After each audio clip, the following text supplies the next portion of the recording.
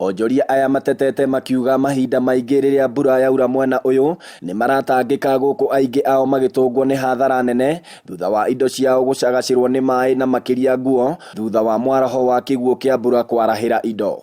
Na makĩria ma mũno tũthondekerwo kĩrĩa mĩtaro gũkũ ũguo nĩ ũndũ wa maĩ maya magagĩtĩkĩra gũgĩthiĩ tondũ drainage ya maĩ nĩgetha maĩ magatiga kũrũgama gũkũ thoko. Onjoria aya maugĩte thoko ĩno yanjirie gwakwo mĩaka mĩingĩ mĩhĩtũku no nginyagia ũmũthĩ ndĩrĩ yarĩka kuona ona cioro cia thoko ĩno itirĩ mĩrango. Tondũ kuma rĩrĩa hagĩtirwo harĩa rĩrĩ yathondekwo ũguo cuma nĩ kũrota irarota no menye cuma yarota